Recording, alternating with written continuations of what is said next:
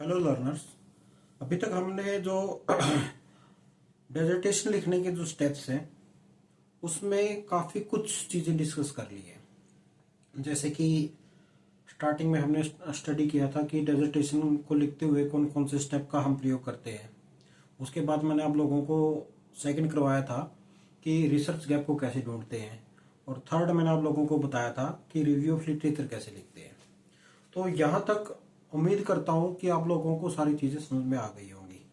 अगर फिर भी आपके माइंड में कोई क्वेश्चन है तो आप मैसेज कर सकते हैं मुझे, मैसेज छोड़ देना, मैं उस चीज़ को क्लियर कर दूंगा।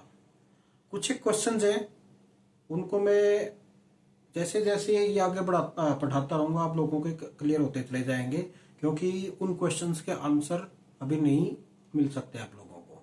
तो थोड़ा सा वेट करना पड़ेगा। जैसे ही कुछ एक टॉपिक क्लियर होंगे तो आप लोगों को उन क्वेश्चंस के आंसर भी अपने आप मिल जाएंगे।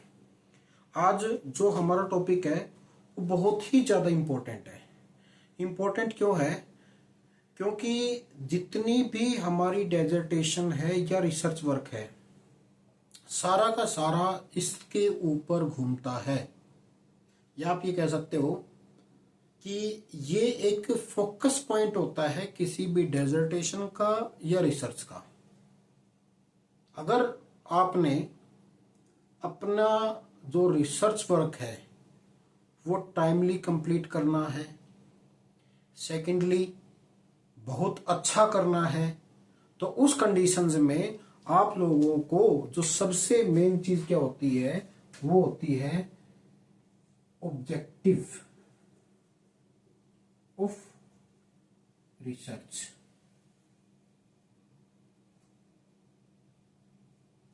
ऑब्जेक्टिव ऑफ रिसर्च आपके क्या है? ठीक है, इसमें मैं ये ऑब्जेक्टिव, ठीक है। अगर आपने सबसे पहले किसी भी रिसर्च के अंदर अपने बहुत अच्छे ऑब्जेक्टिव सेट कर लिए तो आपकी रिसर्च बहुत अच्छी होगी। अगर आप ऑब्जेक्टिव अच्छे नहीं सेट कर पाते हो तो उस कंडीशंस में जो आपकी रिसर्च है वो अच्छी नहीं हो पाएगी। इसलिए जो मेन फोकस होता है रिसर्च के अंदर या डेजर्टेशन के अंदर वो आपका मेनली होना चाहिए कि मेरे जो ऑब्जेक्टिव हैं वो बहुत अच्छे होने चाहिए। और वो अच्छे कैसे होंगे? वो अच्छे इस तरह से होंगे कि आप जो भी आपके पास अवेलेबल रिसोर्सेज हैं उसके अनुसार अपने ऑब्जेक्टिव को सेट करो। हम इसको एक एक करके डिस्कस करेंगे और इसमें हो सकता है कि इसके 2 या 3 पार्ट बन जाएं। तो आप लोगों से रिक्वेस्ट है कि जब भी इस वीडियो को देखें तो लास्ट तक जरूर देखें। उसका रीजन ये है कि आप एक बार चला के देखते हैं, हाँ भाई ये चीज बता दी, बात खत्म हो गई। मगर उसमें क्या होता है कि जैसे जैसे वीडियो आगे बढ़ती है तो आप उसमें और चीजें ऐड होती रहती हैं। तो कृपा करके जब आप डेजर्टेशन से संबंधित कोई भी वीडियो देखो तो वो शुरू से लेकर लास्ट तक जरूर देखो, क्योंकि उसमें बहुत सारी चीजें बाद में ऐड होती रहती है। क्योंकि जैसे जैसे आगे वो टॉपिक चलता रहता है वैसे वैसे उसके अंदर चीजें ऐड होती रहेंगी। अब एक चीज आती है किसी ऑब्जेक्टिव का मतलब क्या होता है, ठीक है। इसको एक साधारण सी भाषा में अगर मैं आप लोगों को समझाना चाहूं तो आप लोगों को जब भी आप किसी भी नई क्लास में जाते हो, जब भी आप कुछ करते हो, या फिर क्या होता है आप लोगों की पीजी हो जाएगी या यूजी हो जाएगी, उसके बाद क्या है, उसके बाद आप किसी बड़े इंस्टीट्यूट के अंदर एडमिशन लोगे तो आपका पहली क्लास के अंदर सभी टीचर्स का एक ही क्वेश्चन होता है, what is your objective in your life, कि आपका अपने जीवन में क्या उद्देश्य है। या फिर आपसे एक क्वेश्चन पूछा जाता है कि आप कोई पीजी या कोई भी रिसर्च क्यों कर रहे हो, तो ये क्वेश्चन पूछा जाता है और उसके बाद आप उसका आंसर देने की कोशिश करते हो। जैसे कि जब मैं क्लास के अंदर गया था, जस्ट टाइम पे पढ़ रहा था, तो उस टाइम पे मेरे जो गुरुजन थे उन्होंने पूछा जी आप क्या बनना चाहते हो, तो मैंने कहा जी मैं कॉलेज कार्डर के अंदर या असिस्टेंट प्रोफेसर बनना चाहता हूँ, that is my aim, my objective of life, कि मैं ऑब्जेक्टिव यही लेके चला हूं कि मैं कॉलेज कार्डर के अंदर प्रोफेसर बनूं। ठीक है, सेम कंडीशंस आप लोगों के साथ भी होगी कि आप लोग कोई ना कोई ऑब्जेक्टिव लेके उसके बाद ही आगे बढ़ते हो। ठीक है, उसी तरह से जब हम किसी भी रिसर्च के अंदर या डेजर्टेशन के अंदर ऑब्जेक्टिव को सेट करते हैं तो उस कंडीशन में हमारे माइंड के अंदर ये बिल्कुल क्लियर कट डायरेक्शंस होनी चाहिए कि मैं ये जो रिसर्च है वो क्यों कर रहा हूं, उसके पीछे रीजन क्या है, मैं इससे क्या निकालना चाहता हूं। जब आपकी वो चीजें क्लियर हो जाएंगी तभी आप एक अच्छे डिसर्टेशन को कर पाओगे या रिसर्च को कर पाओगे। जब आप लोग इसी चीज को डिसाइड ही नहीं कर पाओगे कि जी मुझे करना क्या है, मेरे ऑब्जेक्टिव क्या है, तो उस कंडीशंस में आपकी जो रिसर्च है वो अच्छी नहीं हो पाएगी। इसलिए किसी भी डेजर्टेशन के लिए सबसे जो मेन टॉपिक होता है वो होता है ऑब्जेक्टिव सेट करना। और वो ऑब्जेक्टिव सेट कैसे होगा, ऑब्जेक्टिव सेट करने के लिए एक वर्ड है SMART, इस वर्ड का यूज किया जाता है। ठीक है, स्मार्ट, भाई स्मार्ट वर्क करो। ठीक है, मगर इस स्मार्ट की भी आगे एब्रीवेशंस हैं। एब्रीवेशंस क्या है कि हर एक शब्द किसी न किसी चीज को एक्सप्लेन कर रहा है। एक्सप्लेन कैसे कर रहा है, जैसे कि जब भी आप ऑब्जेक्टिव को सेट करोगे तो उस कंडीशन में वो स्पेसिफिक होना चाहिए। स्पेसिफिक का मतलब क्या है कि मेरे पास बहुत सारे ऐसे स्टूडेंट्स आते हैं, तो जब मैं उनको पढ़ाता हूं तो उस कंडीशन में वो एक चीज पूछते हैं, सर ये चीज भी हो सकती है क्या, मैं इसके अंदर ये भी कर सकता हूं, इसके अंदर तो ये चीज, सर मैंने कोई एक पेपर पढ़ा और पेपर में उसने है ना इस चीज के बारे में बता दिया, मगर हम तो ये चीज नहीं कर रहे। ठीक है, आप मान लो, मैं एक सिंपल सा एग्जांपल देता हूं। मैं नॉर्मली एक टॉपिक के ऊपर या एक जो टॉपिक है उसके ऊपर वो डेजर्टेशन लिखने की कोशिश कर रहे हैं। जैसे कि मैंने बोल दिया हाईवे एक्सपेंशन।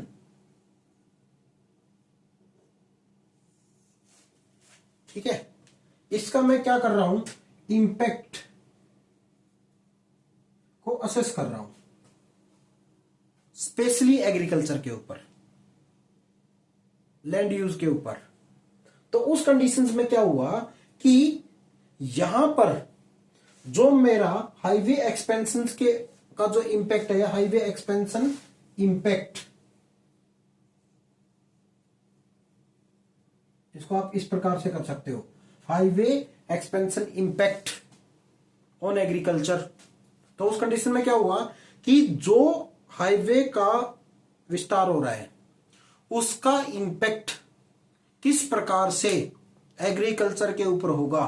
तो उस कंडीशन में क्या हुआ कि जो मेरा टॉपिक है वो मुझे क्लियर है और इस टॉपिक के अनुसार जो मेरा पहला ऑब्जेक्टिव है वो बिल्कुल ही स्पेसिफिक होना चाहिए। तो उस कंडीशन में क्या करूंगा, तो उस कंडीशन में ये चीज आएगी, मैं यहां पर जो फर्स्ट ऑब्जेक्टिव लिखूंगा, मैं आप लोगों को सिर्फ एक एग्जांपल दे रहा हूं, तो उसमें क्या लिखूंगा, first to analyse land use change along NH, जो भी XYZ। क्या हुआ, यहां पर मेरा फर्स्ट जो ऑब्जेक्टिव है वो बिल्कुल क्लियर है कि मैं क्या कर रहा हूं, हाईवे के आसपास जो लैंड यूज चेंज हुआ है एक्सपेंशन के बाद, उसके अंदर कितना लैंड यूज चेंज हुआ उस चीज को मैं जानना चाहता हूं। फर्स्ट ये हो गया मेरा स्पेसिफिक, कि मैं, मेरा ऑब्जेक्टिव बिल्कुल स्पेसिफिक है मैं क्या स्टडी करना चाहता हूं, इस चीज को मैं भली भांति जानता हूं। सेकंड, मीजरेबल, उसको मैं माप सकूं। एम का मतलब है मीजरेबल, मापना किसी वस्तु को। अगर आप किसी चीज को वो कर रहे हो, आइडेंटिफाई कर रहे हो, जैसे कि मैं यहां पे एक चीज करता हूं, तो analyse land use change along national highway XYZ 1 2 3 4 5 जो भी होता है, तो क्या वो मीजरेबल है? क्या मैं उसको माप सकता हूं? क्या मेरे पास इतना डाटा है कि मैं उस चीज को माप सकूं? तो सेकंड कंडीशन क्या होती है कि इट शुड बी मीजरेबल, वह मापने वाला होना चाहिए। ऐसे नहीं कि आप लोग कोई चीज उठा लो। उदाहरण के लिए एक क्वेश्चन आया कि जी वहां पे है ना, जब रोड के ऊपर वो चलेंगे, वाहन चलेंगे, तो उस कंडीशंस में क्या होगा, वहां पर एयर की क्वालिटी के ऊपर इंपैक्ट आएगा। एक क्वेश्चन आता है, आप उसको माप सकते हो?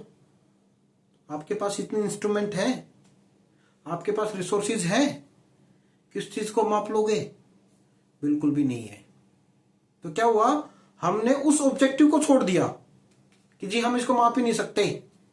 मैं एक सोशल साइंस का स्टूडेंट हूं, ज्योग्राफी का स्टूडेंट हूं, मैं इंस्ट्रूमेंट को कहां से लेके आऊंगा? ये काम किसका हो गया? जो इन्वायरमेंटलिस्ट है, पर्यावरण वाला व्यक्ति है, या साइंस वाला स्टूडेंट इस चीज को कर सकता है, मैं नहीं कर सकता। तो उस कंडीशन में क्या होगा, मैं उस चीज को छोड़ दूंगा। जिस चीज को मैं माप ही नहीं सकता उसको मैं ऑब्जेक्टिव में क्यों लूंगा भाई? तो सेकंड क्या है, वो मिजरेबल होना चाहिए। थर्ड कंडीशन ए का मतलब है अचीवेबल, उसको मैं अचीव कर पाऊं। कैसे कर पाऊं? उदाहरण के लिए कहते हैं जी, मैं एक उसके ऊपर चला गया, एक टीचर को मैं दिखा रहा था इस चीज को, उनसे मेरे से पूछा जी आप कितने एरिया के ऊपर काम कर रहे हो? मैंने उनको कह दिया जी 30 से 35 किलोमीटर बैठेगा जी ये एरिया, जिस भी एरिया पे के ऊपर मैं काम कर रहा हूँ।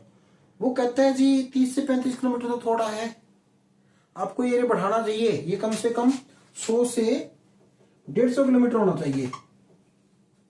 ठीक है, तो मैं कहता हूं जी 100 से 150 किलोमीटर तो मैं नहीं कर सकता, मेरी इतनी पहुंच ही नहीं है, इतना मैं अचीव ही नहीं कर पाऊंगा।